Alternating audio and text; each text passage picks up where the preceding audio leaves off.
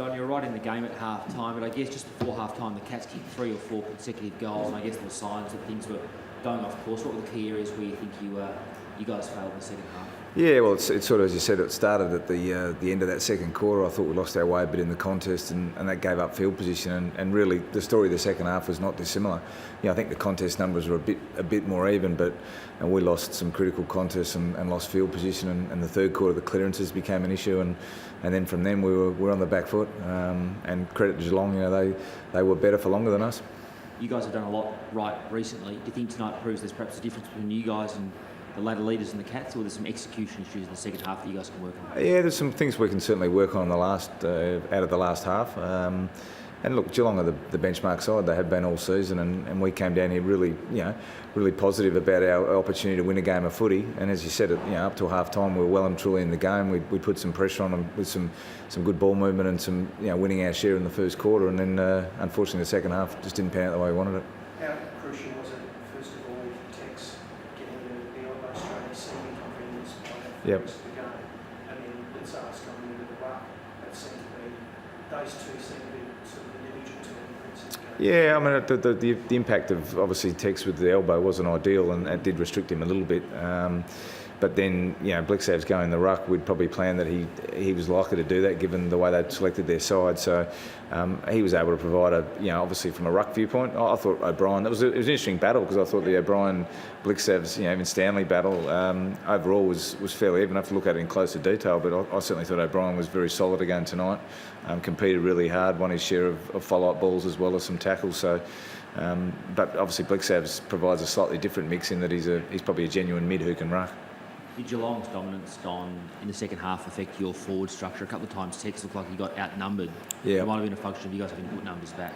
Yeah, look, we were sort of in that second half, especially in the third quarter. We were sort of having trouble with our clearance numbers, and so we obviously brought an extra number up there to help us with the clearance numbers, which gives them another number, which makes it hard for our forwards. So, we dropped that after a while and went back to try and give our forwards a chance to compete strongly ahead of the ball.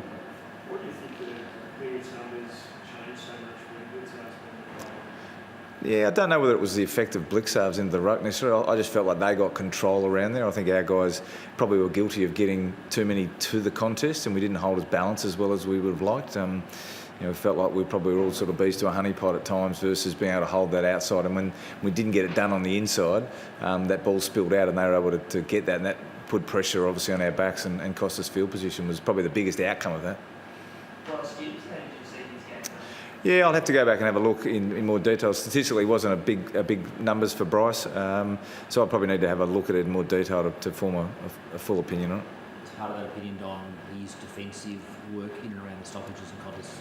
Yeah, we'll have a look at that as well. I mean, that's an area that we've been working on with Bryce in terms of his transitional stuff as well as some of his stuff around the contest. So, look, but in fairness to him, we lowered our colours in the midfield as a group tonight. I don't think we would sit here and say that our midfield beat their midfield. Quite the opposite. I mean, they were really strong through the midfield.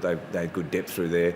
They would generate good numbers, as I said, which not only from a clearance viewpoint but from an overall ground position viewpoint. Is the field position was significantly their way in the last three quarters. And as I've said all year, it's very difficult to win games of AFL footy out of your back half, and unfortunately that's what we were forced to try and do tonight, and we couldn't do it. I saw that Kelly got some treatment on the bench at one point. I wasn't sure if he got a knock or had a soft tissue injury. Did he pull up okay? No, he got a bit of a knock on the hand, so he was just being assessed for that. So at this stage they're pretty hopeful that'll be all right. So it was just a hand. And similar to Tex, you expect him playing next week? Would hope so, yeah. Look, we'll have to see how it settles down.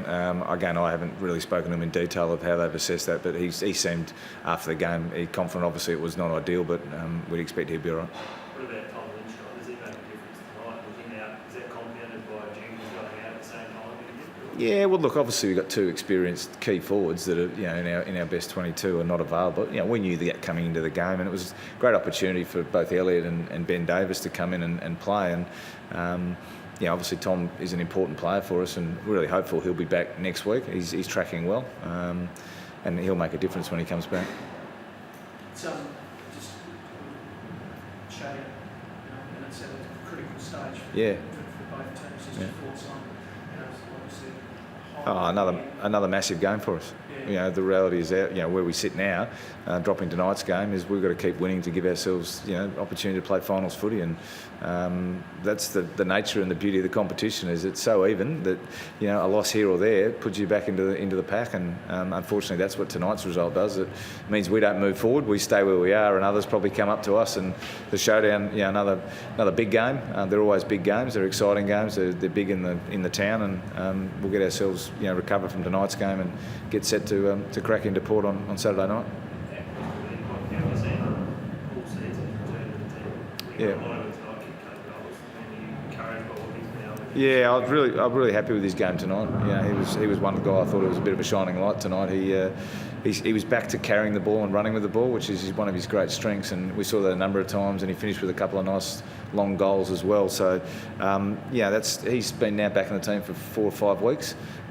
He's probably slow to get going by his own admission, and his last couple of weeks have been back to his form from last season, which, you know, was outstanding. So good to see him doing that.